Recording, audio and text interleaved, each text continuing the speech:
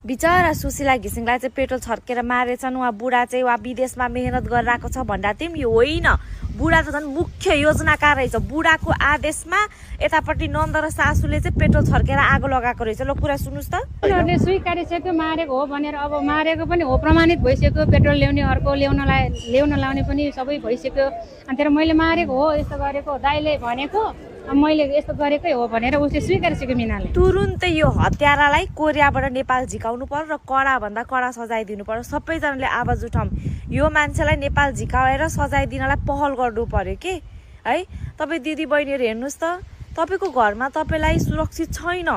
तपाईँको बुढा, तपाईँको सासू ससुरा नन्द आमाजुबाट सुरक्षा छैन। त्यसले पिटिरहेको छन्, गाली गरिरहेको छन्, दबाब गरिरहेको छन्। तिमीलाई त के होस् त झिङ्गा मजा तँलाई मारिदिन्छु भनिरहेको छन् भने निस्किनुहोस् के। ए भगवान्, मर्नुभन्दा बोलाउनु बेस होइन। माइती छैन त ल छोडिदिनु, माइती पनि चाहिएन यार।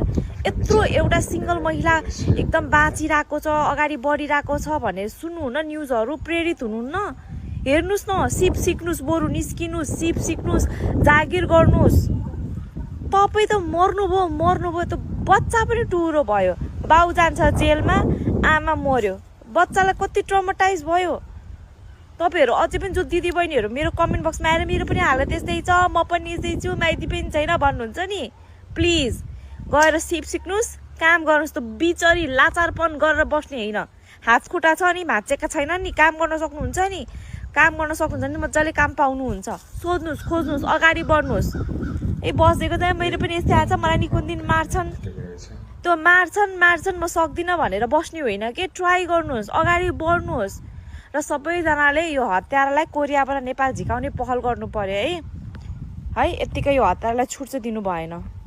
आफ्नै श्रीमान रहेछ त मुख्य मेन यो प्लान मेकर। अनि कसको के लाग्छ क्या, अनि दुश्मनको आँखा लाग्दैन त्यो घरमा। आफ्नै श्रीमान सतुर भएपछि बिचरा उहाँ चाहिँ स्कुलबाट नानीहरूलाई खाजा खुवाएर फर्किसा रहेछ। अनि फर्किसकेपछि चाहिँ उनीहरूले प्रि प्लान गरेर कि खुट्टामा हानेको रहेछ है। सुरुमा खुट्टामा हानिसकेपछि त भाग्न सक्दैन नि त। अनि अगाडि नै पेट्रोलहरू रेडी गरेर राखेको रहेछ र छर्केर ढोका लगाइदिएर आफूहरू चाहिँ बाहिर निस्केको रहेछ क्या।